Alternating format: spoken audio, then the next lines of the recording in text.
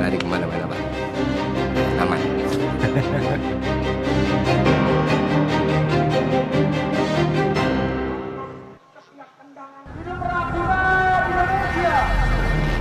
Ruang digital lagi-lagi jadi sorotan dalam penyampaian kritik.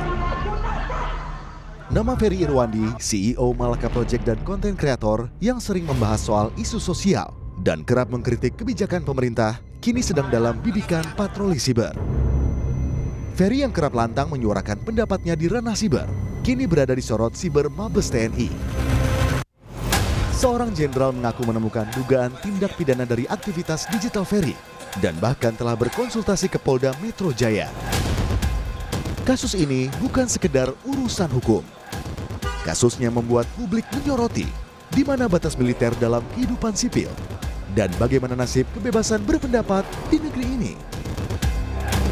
Di balik wajah muda dengan kata-kata lantang, ada jejak panjang perjalanan Ferry Irwandi. Ferry pernah menjadi pegawai di Kementerian Keuangan sebelum akhirnya memilih mundur dan menempuh jalan berbeda. Jalan sebagai aktivis digital. Oktober 2023, ia mendirikan Malaka Project, sebuah ruang kreatif, edukatif, dan budaya yang menggandeng tokoh populer untuk menyalakan api kritis generasi muda. Tapi api itu kini justru dikepung badai. Komandan Satuan Siber Mabes TNI, Brigjen Juwinta Ombo Sembiring, menyebut telah menemukan indikasi tindak pidana dari aktivitas Ferry melalui patroli siber. Tanpa penjelasan rinci, sang jenderal memilih melangkah ke Polda Metro Jaya untuk berkonsultasi hukum. Kami temukan beberapa fakta dugaan tindak pidana yang dilakukan oleh saudara Ferry Irwandi. Sehingga atas dugaan tindak pidana tersebut, kami akan melakukan langkah-langkah hukum. Tak hanya satu jenderal, namun ada 4 jenderal TNI yang disebut turun tangan karena menilai ada indikasi tindak pidana yang dilakukan Ferry. Namun bentuk dugaan pidana yang dimaksud belum dijabarkan secara gamblang. Konsultasi disebut-sebut sebagai langkah TNI agar tidak salah arah dalam memproses sesuai aturan hukum yang berlaku jika benar ada pelanggaran. Namun, langkah itu menimbulkan tanda tanya besar. Apa sesungguhnya kesalahan Ferry? Apakah ujaran kebencian, fitnah, atau sekedar kritik yang dianggap mengganggu? Tidak tinggal diam, Ferry lewat akun media sosialnya akan menghadapinya dan bilang dirinya tak lari kemana-mana. Dan saya harus konfirmasi pesan atau apapun nggak pernah sampai ke saya. Jadi itu aja sih. Dan kalau misalnya tindakan ini dianggap bikin saya takut, khawatir, cemas, tidak Pak. Saya akan jalani, saya nggak akan play victim, rengek-rengek, tidak. Gitu. Kalau memang mau diproses hukum ya, ini kan negara hukum, kita jalani bersama gitu. Ya, saya tidak lari kemana-mana Pak. Langkah TNI membidik Ferry Irwandi memantik gelombang kritik. Aktivis HAM Usman Hamid menyebut, tindakan TNI ini sudah di luar tugas pokoknya sebagai penjaga keamanan negara. Mengenai ancaman siber yang diselidiki TNI, seharusnya menurut Usman adalah ancaman terhadap pertahanan negara. Sehingga ia menilai, tindakan TNI melaporkan Ferry adalah bentuk ancaman kebebasan berekspresi. Saya kira tindakan itu adalah tindakan yang tidak sepatutnya dilakukan karena berada di luar tugas pokok dan fungsi dari TNI. TNI itu adalah alat negara untuk melaksanakan kebijakan di bidang pertahanan. Bukan urusan keamanan dalam negeri, bukan urusan tindak pidana seperti yang mau diarahkan pada Ferry Irwandi.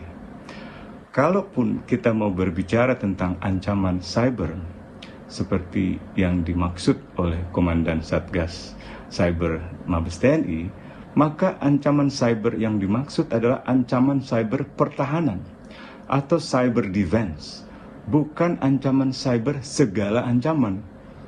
Kalau begini caranya, ini namanya ancaman terhadap kebebasan berekspresi. Berbeda pendapat dengan Usman, mantan Kepala Badan Intelijen Strategis TNI Soleman Ponto mengungkap pernyataan Ferry Irwandi bisa mengakibatkan bercerai-berainya bangsa.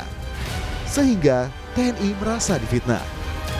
Namun pertanyaannya, pendapat yang bagaimana yang boleh disampaikan? Kalau pendapat ini dapat mengakibatkan bercerai-berainya bangsa ini, apakah iya boleh? Yang pertama, kalau pendapat itu mengandung fitnah, apakah itu boleh? Nah, kan itu pertanyaannya. Nah, TNI sekarang ini yang dia sampaikan itu karena merasa difitnah. Dengan apa? Mahkamah Konstitusi dalam putusannya menyatakan institusi negara termasuk TNI bukan subjek hukum yang bisa melaporkan pencemaran nama baik.